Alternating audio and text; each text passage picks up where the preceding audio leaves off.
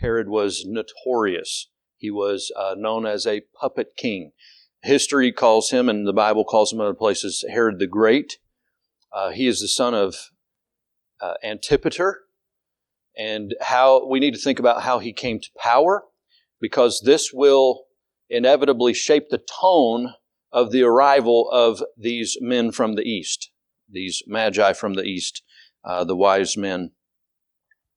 There came wise men from the east. That's translating the word magoi, which we get magi from. So to say magi is to say wise men. To say wise men in the King's English means magi. So there's no conflict there. But wise men, it doesn't say kings. I will point that out. They're not kings. They're wise men. So that's very accurate from the translators for us. But Herod the Great came to power much through what his father Antipater had done. Antipater, I don't want to make this a history lesson, but there were many wars for hundreds of years. We're talking like half a millennium between the Romans and the Parthians. The Parthians were in the east. In fact, we're at war with that region even today because it's modern day Iran and then Iraq. So you have Persia, you have the Middle East, all of that. They were a strong force against Rome. In fact, one of the most humiliating defeats Rome ever endured was against the Parthians, and they constantly were at battle. So this was hundreds of years before Jesus was born. This was already a thing. The Parthians were neighbors to Roman Judea. Okay, so they were like on the border of Roman Judea, and the province of Judea, which centers around our text, was under the control of Herod the king. And how did he become king? Well, Herod isn't even a Jew. Herod is an Idumean. That means he comes from Edom. You remember the story of Jacob and Esau. We're going to get into that probably during the summer when we come back to Genesis. But he descended from Esau. How in the world can a descendant of Esau be called the king over the Jewish people? Well, there was a time when the Jews actually had their own independence for about 100 years under the Hasmoneans. This was on the heels of the Maccabean Wars, the Maccabean Revolt, and that came because of the desecration of abomination when Antiochus IV, Antiochus Epiphanes, went into and desecrated the altar and the holy place of the Jews, and then they said enough is enough, and they fought back against Rome, and they actually won for about 100 years. And then you had the Hasmonean dynasty that was in charge of Israel, the Hasmonean family. So they had their independence for about 100 years before Christ was on the scene. And through the conflicts, Pompey from Rome was actually invited in to help mitigate the fallout that was happening at the end of the Hasmonean dynasty, however you want to say it. And so Pompey came in, and he used that opportunity to basically conquer the Jewish people again and bring them under Rome. So we're talking about a day and time here that heavy taxation. Okay, this would be like if another nation came and took over America, right, and put us to tax and tribute and used their military force to bring us to subjection. That's what it would feel like living in this day and time under Herod. Herod is a puppet king. He got his power from Antipater that I mentioned. Well, Antipater, he basically tucked his tail and ran when the Parthians were beating Rome.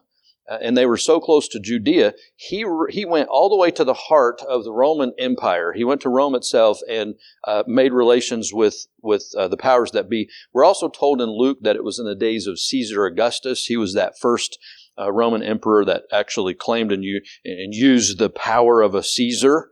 So Caesar Augustus. We think of Julius as well, but Augustus was the one that really exercised that authority. In fact, he put the whole world to taxation. We read about that in Luke 2. So a lot was going on because of Antipater's relationship. He basically convinced the leadership in Rome that he was the only one ruthless enough to hold Judea for them as a province so that Rome wouldn't lose that to the Parthians. And so they acquiesced and agreed, and so Antipater came to power, and then his son, Herod the Great, came to rule in the province of Judea. That's how an Edomite became king over the Jewish people, to use the term of the text here. Now, Herod, we need to understand, he was so treacherous. And I don't want to get ahead of myself in our lesson today, but he, if you know what history tells us about his Rome, he was a shrewd politician, okay, but the Jews could not stand him because he was a puppet king. He answered to Rome first, and so if Rome was going to send military power, it was going to come through Herod, and he was going to allow them to come in and take advantage of the Jewish people. He didn't care about that. And so the Jewish people, by and large, they didn't really appreciate that aspect, but he was a master builder. And so to get them to go along with him, he renovated the temple, it should have been the eighth wonder of the world. Okay, it really should have, in its majesty and all that was done there. And we see inclinations of that. And the disciples, they said, "Oh, look at all this." And Jesus said, "Not one stone will be left on another." It was quite a sight to behold from what we read and what we know. Let's see. So Herod, he had built also Caesarea Maritime there on the Mediterranean coast. He had built Caesarea Philippi. He had Masada, just building programs all around Judea, Israel. So he was very savvy in that regard. Hippodromes, aqueducts, you name it. He was a master builder. So he kind of had a foot in both worlds as a shrewd politician, but he was so threatened. He was afraid he was going to lose power. And I'm going somewhere with this, okay? It factors into the backdrop of what we're reading here, and it'll help us tremendously when we read the text again. So he was afraid that he was going to lose power. In fact, his own wife, Miriam, I think that's how you pronounce her name, has an E on the end of Miriam.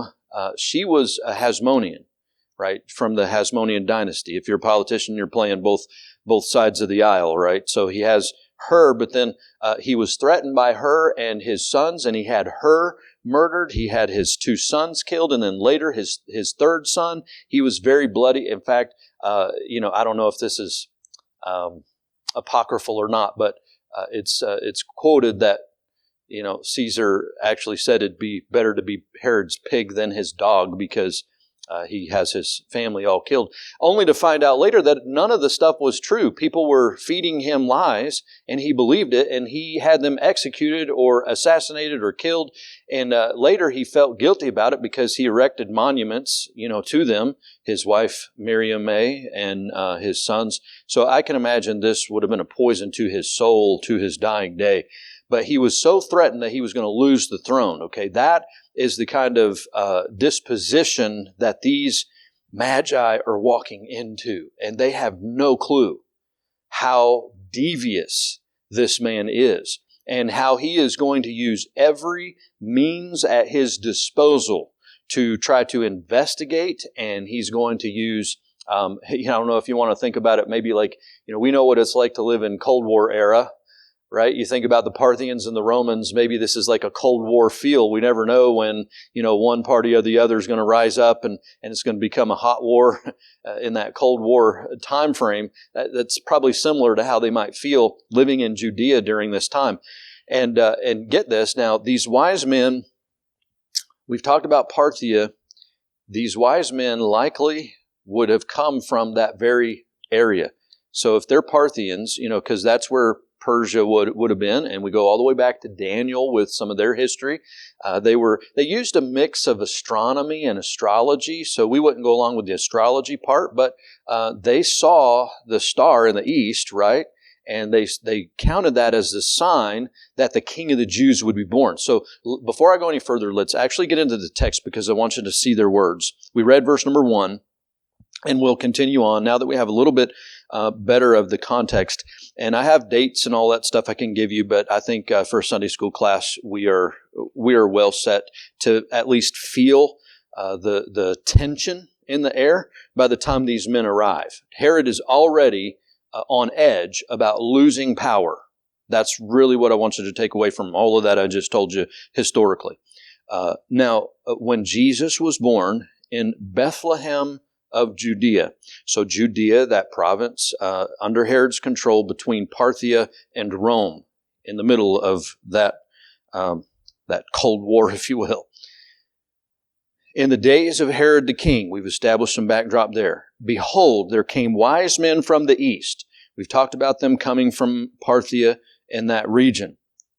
This would be like China sending envoys or sending, some of their scientists or some of their higher up people to America, and those men coming from China to say, hey, we've heard who's going to be the next president. And they come directly to the president and ask him that. Where is this president? Where's his hometown? We know Abraham Lincoln was from Illinois. Okay, I'm being a little anachronistic, but forgive me. That would be kind of a similar feel. They're coming from a foreign entity. And they came from the east to Jerusalem. Where else are you going to go? They don't know where to go. So they say, well, we'll just go to the capital city. So that makes sense. We understand why they would choose Jerusalem. And why did they go to Jerusalem? Because this is what they were saying. Verse 2, where is he that is born, and here's the loaded term, King of the Jews? Who's king right now? Herod. And as soon as they say that someone's been born that is King of the Jews, Herod is now going to want to find out who that is, because he is very threatened. For we have seen his star in the east. There's been a lot of, so much history behind this phrase, the star in the east. And so much, there's too much to cover. But Johannes Kepler, he came up with a theory in the late 1600s even, Kepler.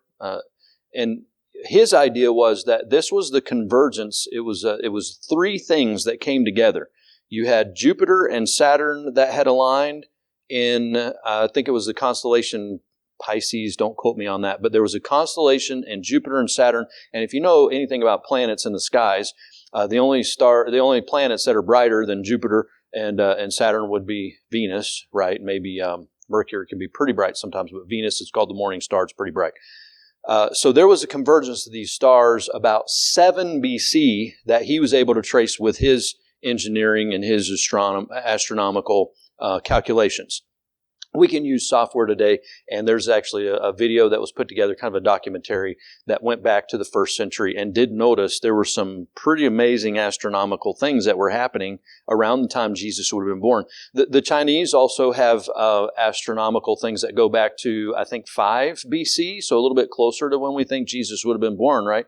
But there was a major comet that they recorded. And if you think about Chinese, they're in the east, right? So if there was a major comet, so there's been some talk about that. There have been other things.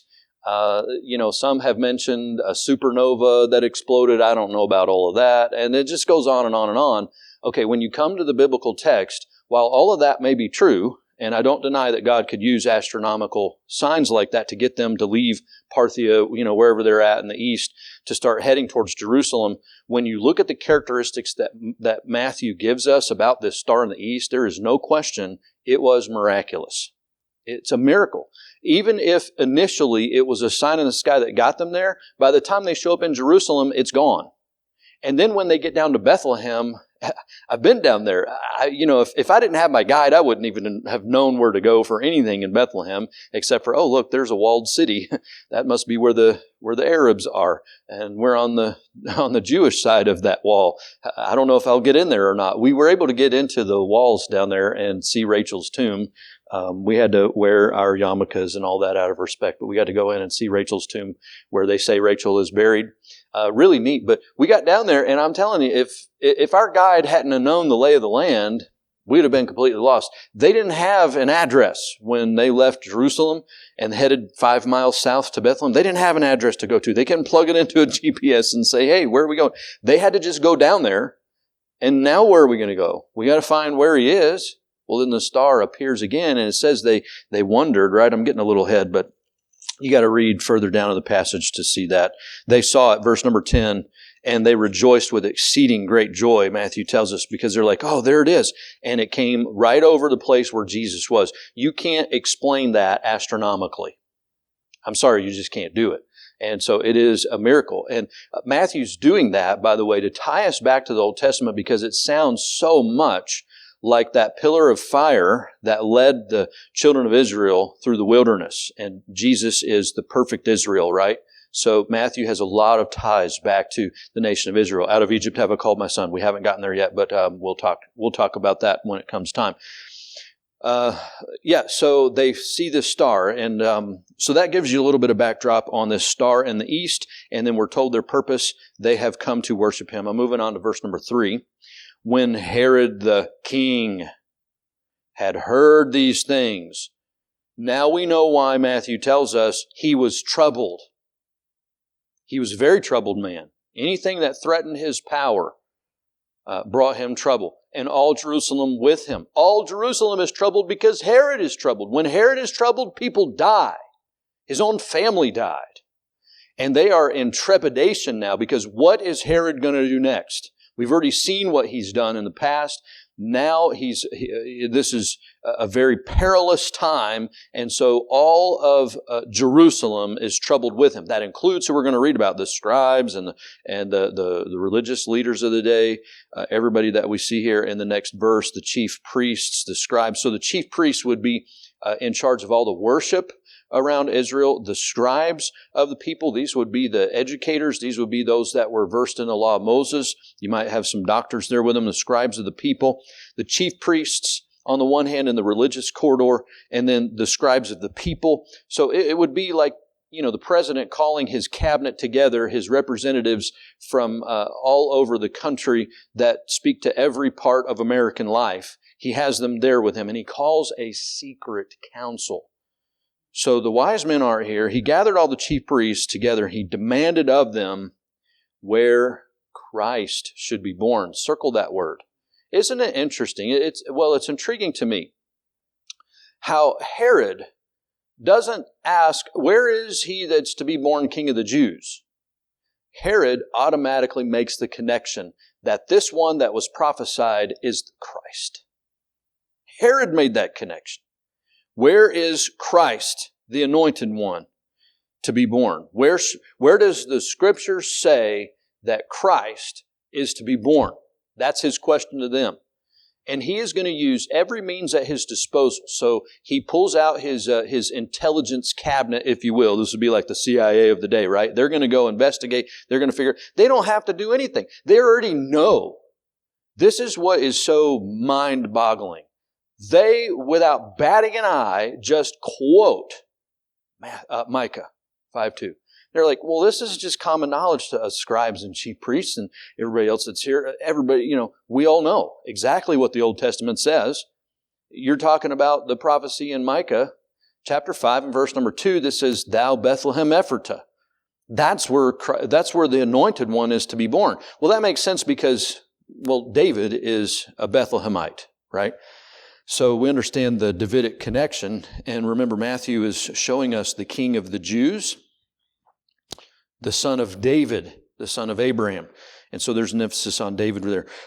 They said unto him, in Bethlehem of Judea, for thus it is written by the prophet, and thou, Bethlehem, in the land of Judah, art not the least among the princes of Judah. For out of thee shall come a governor that shall rule my people Israel. If you want two good word studies to dig a little deeper on, I would say look at that word governor, but even more importantly, look at the word rule. Governor comes from hegemon, and when you look that up, you'll find out it has very much a governing aspect, so that's a good translation. But rule, the word rule comes from a word that is related to shepherding. He will shepherd my people, is what God's saying, my people Israel. If you go back to Ezekiel 34, Ezekiel gives a scathing rebuke of the leaders. The very ones, the chief priests and the scribes of the people are the ones that have basically inherited the rulership of the people of God from what Ezekiel talks about when he describes those shepherds that were guilty of feeding themselves at the expense of God's sheep. And he calls them out and he says, I'm not going to leave you without hope. There will come a day when my promise will be fulfilled and I will raise up the one who will truly shepherd you after my heart, the way that I want you to be shepherded, basically is the prophecy when you tie it from Micah and Ezekiel and other places, of course. But he shall rule my people Israel. And boy, we know who the good shepherd is, don't we? So the one that is born King of the Jews is also the good shepherd. You got to make that connection. He's the good shepherd that gives his life for the sheep. That's just beautiful. He shall rule my people Israel. Herod is listening to all of this. And notice he privily called the wise men. That's that secret council that I mentioned. He inquired of them diligently. Now it's just him asking them, when did all this happen? He's getting all of his facts. He's putting the timeline together. Now they think that he's, innocently just asking them these questions, but we know the way Matthew describes it, there's treachery in his heart. So we have seen the search. We have noticed the inquiry here in verse number 7. We see him inquiring of the wise men. He called them privately, inquired of them diligently what time the star appeared. All right, let's get the timeline down. Why does he need the timeline? Well, because if he can put it together when the star appeared, then he can put it together about how old this child should be by now. And he's going to find out, about 2 years ago or so. Oh, all right, that helps me. Thank you. And then they dismiss, but we know what Herod's going to do, don't we? And Matthew also has a parallel to the Old Testament here because we have Pharaoh in Exodus that slaughtered the Hebrew male baby boys, and we have the Hebrew midwives that exercised against that, and they spared those young Hebrew male children. And we have Moses because of that, right? Those Hebrew midwives that exercised their conscience despite what Pharaoh said. So Herod is the New Testament Pharaoh. Okay, the people are living under bondage. They're dispersed. They're under heavy burdens of taxation. They are primed and ready to look for the king of Israel. But notice they're troubled. You got to remember, they're troubled right now because Herod is in control. And so now we know why he's asking what time did this star appear, so that he can pinpoint the age of the children, the age of the child, a little bit better. And he sent them to Bethlehem. How nice of him to send them out. But here's something even more amazing. The scribes, the chief priests, those that are rulers of the people of Israel, they knew without a shadow of a doubt. And the wise men are the ones that make the 5-mile trek. I mean, this is like a 2-hour walk from where they are. And they know the truth, and they didn't even move. They heard the same news. Hey, we've seen his star in the east. We've come to worship him. He's born the King of the Jews, the one that they have been waiting for all the ages, and they're sitting on their thumbs. Why? Well, fear oftentimes has a way of causing us to do things that we wouldn't otherwise do. But could it not just be gross apathy? There comes a point where Bible knowledge is good. I don't ever want to pretend like knowing the Bible isn't good, okay? But they had all the Bible knowledge anybody could ever want. And they did absolutely nothing with it. And so, class, if we're going to live for the Lord the way we ought to, don't just go to a bunch of Bible classes and learn the Bible. Do that, okay? Don't stop learning about the Bible. Please don't misunderstand me. I love the fact that you want to learn more about the Bible and get rooted in it and go on a journey with us. But if we don't apply it to our faith, if what we read in the Bible doesn't move us to worship Him, I mean, think about it. You have these wise men that are relying on astronomical signs to get them to worship the child Jesus. And you have people that have the very Word of God and it doesn't move them to worship Him. Where's the breakdown? How does some people in the world and those that are outside of the life of church today seem more godly than some people inside the church today? So I'll just let you apply that how you feel best in your own life. But isn't that striking? They didn't even move.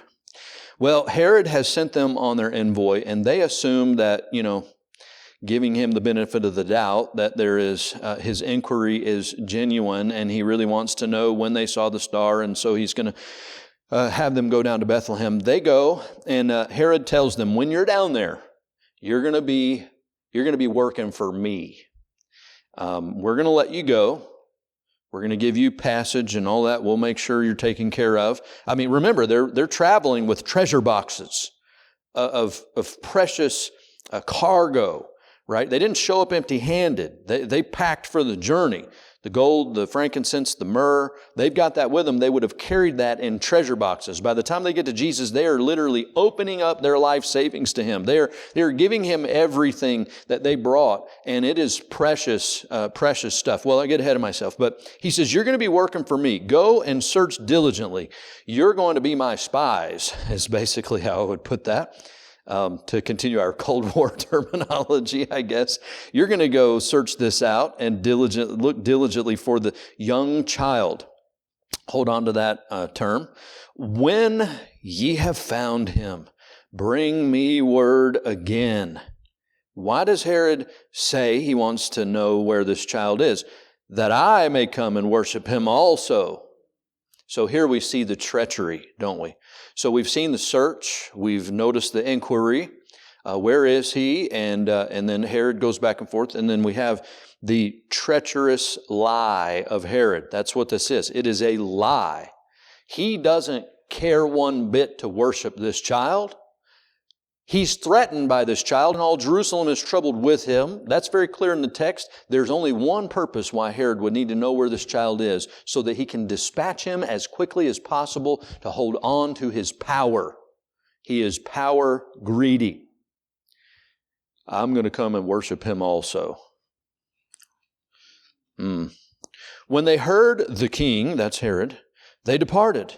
And lo, the star which they saw in the east went before them till it came and stood over where the young child was. There's that phrase, young child, again. Let me talk about that just briefly here. When Jesus was born, the term that's used for him is brephos. That means an infant. Newborn. The term that you're reading here, and this will put it in context, and that's why this is a good time of year to talk about the wise men coming from the east, the Magi. Okay, by the time they arrive, he's a young child. This would be the word that we get pediatrician from, okay, paidios. This would be maybe a toddler. So he's no longer an infant, he's a toddler. This helps us fill in some details, I think, because, well, evidently, Mary and Joseph left Nazareth to go to be taxed with all the rest of the world. We read Luke and we know that's why they went down to Bethlehem. Well, Joseph's family roots are from Bethlehem. He descends from David.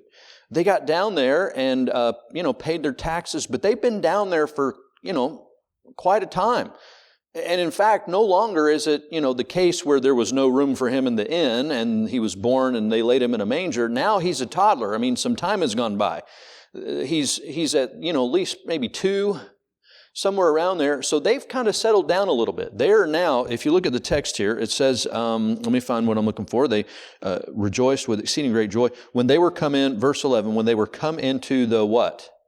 Doesn't say manger, doesn't say stable. It says when they were come into the house. So while initially they would have gone down and just found whatever room they could, and there was no room in the inn, so we talked about all of that. Now, Joseph has found a place. I don't know. I mean, my glorified imagination kind of goes wild on this a little bit, but maybe he's thinking, oh, this would be a great place to start my carpentry business and let's get this thing off the ground here. We're close enough to Jerusalem. Man, we could probably do pretty well down here. And with his connections, they've been able to find, they're in a house. He's there with his wife and son. They've got a family, and these wise men come to the house. Well, that's important to note because right after this, Joseph's going to be given a warning from God in a dream, just like the wise men will be. Remember, there are 5 dreams in Matthew. I don't know if I talked about that in our previous class. There are 5 dreams. And so these are a couple of those dreams. Joseph is going to be warned in a dream to go down into Egypt to fulfill prophecy. Hosea 11 is going to be fulfilled when they go down into Egypt. But here he is now. He's going to have to uproot all of that if they're going to leave Bethlehem and wind up down in Egypt. Okay, but they've settled quite a bit because they're in the house. So they saw the star. They rejoiced with exceeding great joy. They were coming to the house, and they saw the young child with Mary, his mother. Now, you got to get this picture. Wow. These are men of royal embassage. They have come from the highest dignitaries of a foreign power, who is the only power strong enough to oppose Rome in the day. These are like the world powers. And they have come from that strongest world power as these dignitaries to Bethlehem, the dusty streets of Bethlehem, to a house. I mean, they're accustomed to palaces and courts of Persian type rulers, and you think of all the Babylonian, Persian, Greco things. The Parthians, basically were running the Greeks out of that area of Iran and Iraq and those places. But they had all the Oriental, the Eastern Oriental riches that you would think of. And they're used to that. And here they come to the dusty streets of Bethlehem, nowheresville really in the grand scheme of the world empires. It's not in the marble, columns of Rome where they're debating and all of the philosophy of Athens. It's not in those places. It's in a dusty, offbeat path here. And they come to a house. Not a palace, not a mansion, they come to a house, not a temple, a house. A first century house would have been, especially, one that Joseph could afford right now, probably not very much. You're talking about dirt floors. I mean, it would have been like going to Fort Payne, Alabama, visiting my great-grandparents where they grew up, sweeping dirt out of the house every day because, the dirt just comes in. And, they had wood planks down, but it was pretty much dirt floors. But they lived on the land. They were just common everyday folk. And so here they come to this house. And just think about it. If someone, with the dignity of the office of a United States ambassage came to Podunkville and brought all of these things to poor, lineage of whatever. That's what we're looking at here. And they don't bat an eye. You can picture Joseph there and Mary, and here's the child. And they recognize him. Why? Because of the star, the miraculous star that came and pointed him out, led them just like that pillar of fire to him. And they came, and look at what the text says. They were coming to the house. They saw the young child with Mary, his mother, and fell down and worshiped him. Wow. That is humbling. Can you imagine Mary and Joseph and the child he's only 2, maybe? Just a young child, and here they come, and they're bowing down to him, and they're worshiping him. This is humbling. When they had opened their treasures, a gasp, what is this? Look at this treasure. They opened their treasures. They opened up those boxes they had brought all the way from Iran, brought them over to him, opened them up, and there's all this gold. There's all this frankincense and myrrh, these precious spices. Hey, next 2-year-old birthday party you get to show up to, just show up with some trust funds and some embalming fluid instead of toys. How's that going to work? Wow. I mean, that's basically what they came with. You have the gold. That's, precious metal. Obviously, that's, it's a very liquid asset. That's important to note. You have the frankincense. This is used in altar service. So he is prophet, priest, and king in these three gifts. Notice we're never told how many wise men there were, by the way. There was probably a caravan of them, a number of them that came. And maybe they had camels too, as beasts of burden, or maybe they used donkeys. I don't know what they used to pack their stuff with, but they came as a caravan and all bowed down before this child and opened to him their gold, opened to him their frankincense. This would be used on altars of sacrifice and worship. And then the myrrh. Myrrh is used for many different things, but one of the things that we know it's used for is burial at death. And so they are already prophesying of his death and giving him myrrh. And so just think about that. Wow, this is amazing. And they come to worship him, and they accomplish their purpose, and these are their treasures. Hey, they came to worship. They went through grueling things to get there, I'm sure. It was a long distance. They had to pack for the journey. And that challenges me. I think about our worship today. When we come in and, the temperature was a little bit off, and we sit on these padded chairs for about 20 minutes and we sing our songs. And if the music's off a little bit, we don't feel like I was able to worship that day. And I don't know if that challenges you like it challenges me, but man, what they went through to worship Jesus, and I can't even come to church half prayed up sometimes. And I come and I just sit here and I say, go ahead and entertain me. I think we've got it all backwards. Not our church necessarily, but I think just culturally, I think we've got it all wrong. And it's a sad plight we're in because God's people are forgetting how to sing. They're forgetting how to worship. And so I love our church, even if we don't sound the greatest all the time. We're worshiping with song, and let's never stop doing that. I'm thankful for our special musicians. I'm thankful for our choir. I'm thankful for all that we're able to do to point people to God and to help them worship. But I mean, our choir is not going to, we're not going to be, in competition with the Mormon Tabernacle Choir anytime soon. Let's just put it that way. But we sing from our heart of worship, and we want people to worship the Lord with us. And that's why I'm so big on congregational singing, because our church is special in that regard. Well, I'm out of time, but why do we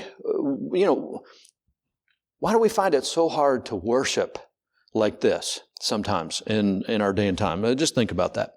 And they were warned of God, verse number 12, being warned of God in a dream that they should not return to Herod. They departed into their own country another way.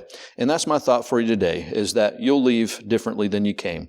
That having looked at the worship of the King today, the way that they worshiped him, it'll challenge you to lift up your voice and worship him. And as they open their treasures to him, you won't hesitate to say, Lord, here's my life savings, or whatever the equivalent is. I'm going to give you all because you're worthy. Is he worthy? He is worthy, and we need to not just, we need to look at him as truly who he is. He is Lord. That means, unlike Herod, he wasn't willing to abdicate the throne of Judea. He wasn't willing to give that up.